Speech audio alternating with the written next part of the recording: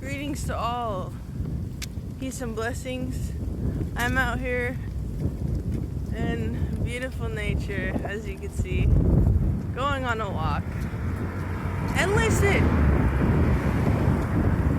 it's about 35 degrees, I believe, right now. And as you can see, I'm here with the winds of change, right? Oh my goodness, I'm here with the winds of change, starring, Father Sky and Mother Earth, Mother Nature, right? Clearly, very active right now, as you can see, which is why I was bundled up. So anyway, I'm here to tell you guys about the winds of change coming, and if you are in flow, if you are acknowledging the forest spirits as you walk with them, if you are giving thanks, if you are grateful, right? Sorry, I had a distraction trying to distract me from this message, but I will get it out. All right, so anyway, the winds of change are here, and it is your job to make sure that you don't fall off. Because what have we seen this whole year? What have we seen the last 2 years? What have we seen since 2020, right?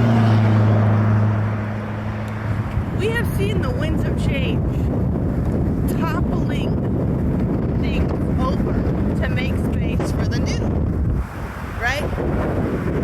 Egos toppling, corporations toppling, judgments falling down and being passed, right? Entities, groups, whole industries are coming into change from the wind. And the fires, the fires have been purging egos, and masks are falling off, and what was divided is being balanced, and what was split is being repaired. And I'm here to let you know that when the light comes, it comes to illuminate in the darkness. But when the darkness comes, it comes to overshadow and cloak and hide. Right? Something can be hidden in plain sight, but without your vision, you will not see it. And that is the same thing how you show up in the world. If you decide to hide, right? Hide your gifts, hide your talents, hide your wisdom, hide what you've learned from and grown, you will be putting a mask on and in the darkness, just as visually I am in that moment after I said that. So what I want to share as well with you all is, when you go through things, when you are tasked with the job from the winds of change to change, it opens you up to what you haven't been changing and how you have been holding yourself back at times, right? And it's very uncomfortable. Nobody likes being told to change. Nobody likes being forced out of something, out of a job, out of a friendship, out of a relationship, out of a habit, out of a mindset. My digestive system is very activated right now for confirmation, and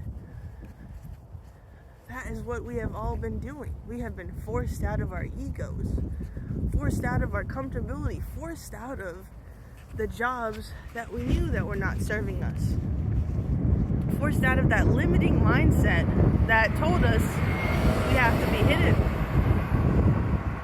forced out of that opportunity that we were going so hard for, only to realize that it's beneath us. We have been forced forced out of places that we thought we were making room for. It turns out we needed that door slammed in our face. We needed that rejection to sting a little bit more than normal.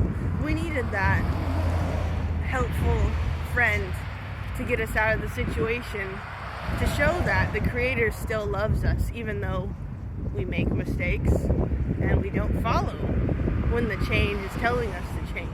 And sometimes you need to stop and look at yourself and ask,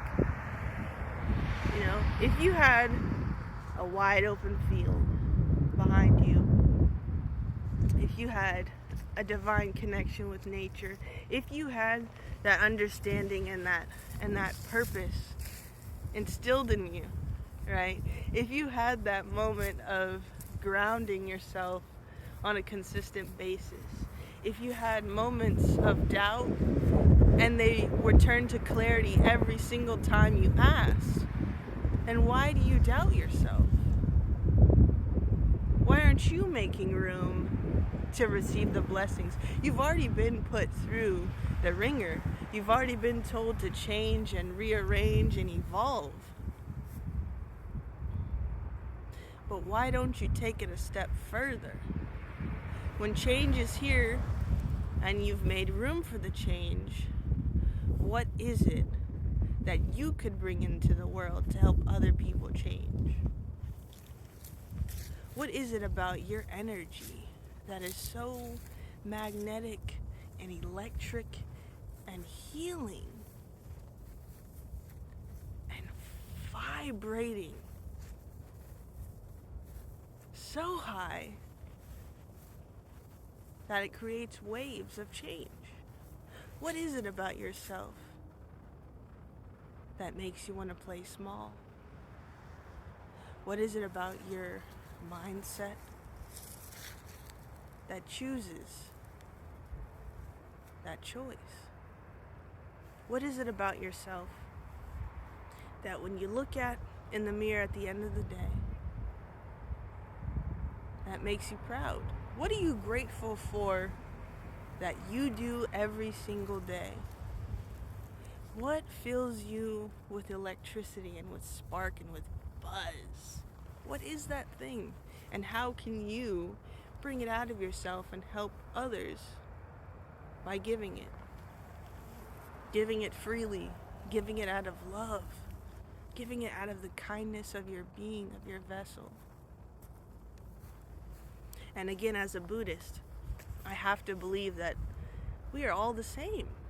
We are all deep down looking into our hearts right now, into our souls for some, and sitting with ourselves and reimagining who we can become. That's what I have been doing this year and last year, learning how much change I have put myself under, yet repeating the cycle. Having the awareness is not the end marker, not the end goal to check off your list. Having the awareness is simply an accomplishment on your journey. But what are you doing with your awareness? How are you integrating the lessons? How are you telling yourself and your nervous system that it's okay, that you can be safe? How are you finding ways to uplift your energy by yourself, without a substance, without a person, without someone telling you? How do you rearrange that thought in your mind to affirm and to bless? I hope this finds you well. And remember that you are a blessing in your own right. Peace be unto you.